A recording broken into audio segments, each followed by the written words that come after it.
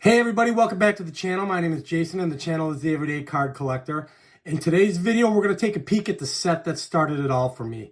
I started collecting when I was about 10 years old, and the set that got me into collecting was the 84 Topps set. So it was the heart of the mass-produced / junk wax era, and I'm certain that there are a ton of hobbyists out there with a ton of these cards. But it's got a special place in my heart, as it's the set that kind of got me going. So I figured I'd grab a couple cards, talk about the set a little bit, and then, hang out and have a good time. I will say, in my opinion, that the set is an iconic set. And I know it was produced heavily. I know it was printed heavily. But I really believe for people of my age or around my age, and I'm 51 now, it's a set that holds a little special place in their heart.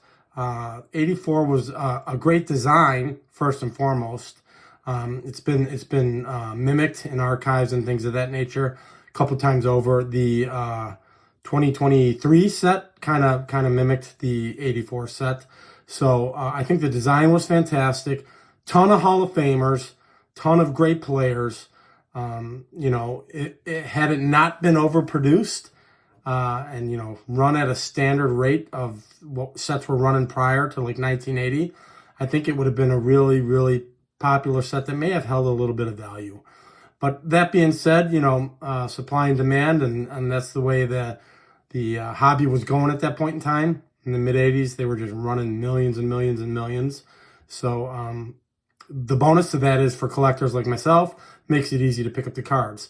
Now, I will say, I have the entire set, and I bought the set when I was young and collecting. So I grabbed about 10 or 11 cards. Just wanted to show it off. Have a good time talking about the set. Little nostalgic for me growing up, and we can go through some of the cards. So we'll get the camera turned around and we'll take a peek. So let's get into it.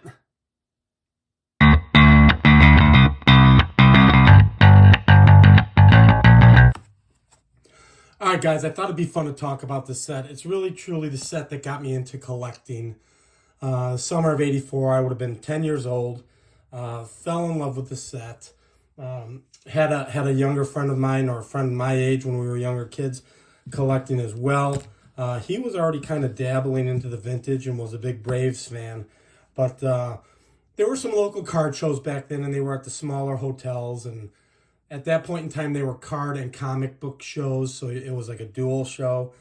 And I remember going to a couple local shows and hunting for these cards, and actually hunting. I ended up buying the whole set as a kid, and the main purpose of the set was to get this card, as I'm sure most of you know who are from that era, Donnie Baseball's rookie card. So I know that the most desirable of the rookie cards was the Donruss. I was always a Topps guy, so this card to me was everything. This guy was going to be the next super duper star, and actually still ended up being a fantastic player. I think there's some debate as if he belongs in the Hall of Fame or not. Again, that's up for debate. But this was the card that kind of drew me into collecting. So as a kid, I believe a lot of the vendors back then would actually hand collate sets. So I bought a hand collated set back then. So I have the entire set. And just grabbed a couple cards. Another non-Hall of Famer that was so important in this set was Darryl Strawberry. This is just an awesome card. He was gonna be the next big thing, and so you wanted these two cards. Those were the two guys that you really wanted to pull if you were pulling from packs. I didn't buy a lot of packs in 84 and 85. I started buying packs more so in 86. Would have made me about 12 years old, riding to my local convenience store and ripping 86. But going to card shows in 84 and 85, I ended up buying the full sets, hand collated sets. So another great card. One of my favorite hitters of this era, if not my favorite, Tony Gwynn. You got to have an Nolan. And the design of the card is so iconic. It really is, with the portrait in the lower left and the action shot. It really is an iconic set. I think most people who know a little bit about collecting, you don't have to be an expert. If you're even somewhat familiar with sets, everybody's favorite Hall of Famer, to include mine, Harold Baines. If you're somewhat familiar with sets, you can identify the 84 set just by what it looks like. Ryne Sandberg, unfortunately, I think he got some bad news recently. He's been battling cancer, was kind of in remission, and then I guess my understanding is it might have returned. So, another great Hall of Famer and great second baseman here in Chicago. Carlton Fisk with the White Sox. Of course, I'm going to sleeve that up. Basically, what I did with this set, guys, I have the whole set in a binder, and I pulled all of the significant cards to me. Doesn't necessarily have to be Hall of Famers. Obviously, you're looking at two right there that are not Hall of Famers, but I top load the cards that are significant to me. So mostly Hall of Famers, and then any additional players that might be significant to me personally. So it's your Wade Boggs. But I think it's tough to deny the fact that this set is somewhat iconic, just by the design. It was pretty innovative for the times.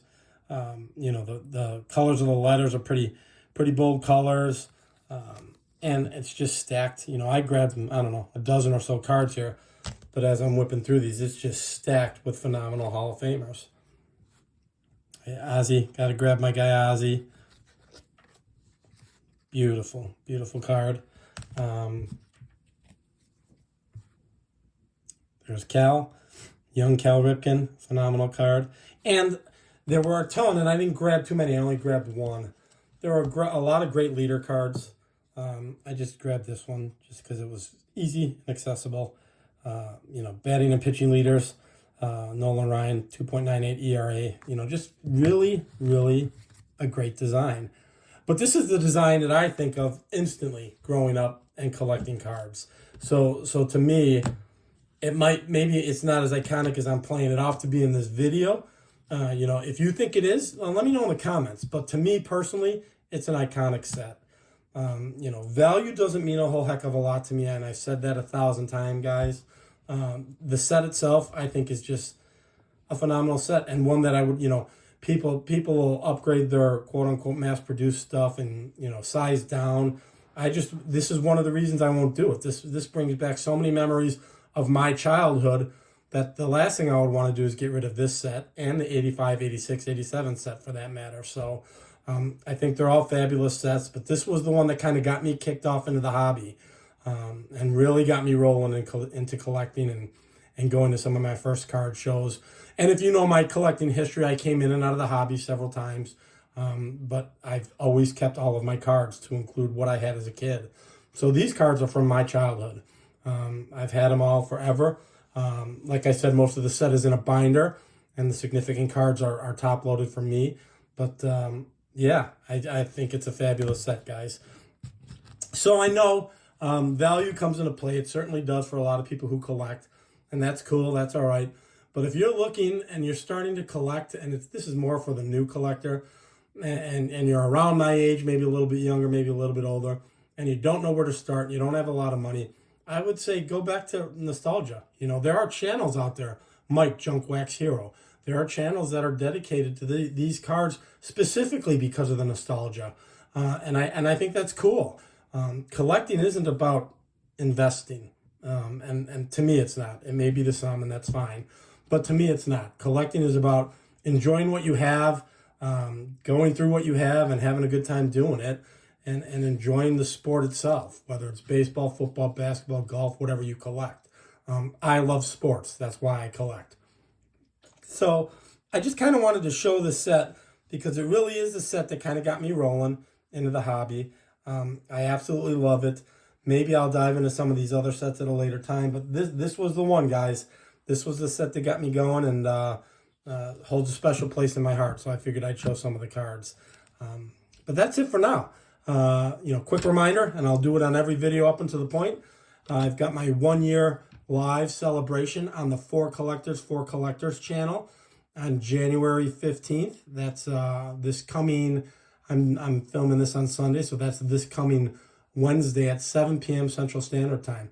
So I hope you guys get the chance to join. We're going to have a great time bunch of guests, shoot the breeze, talk the hobby, talk collecting, and have a couple giveaways for the chat. So should be fun. But until the next video, if you guys enjoy and like this kind of content, please feel free to like and subscribe. And until the next video, we'll talk then. Thanks, everybody. Bye-bye.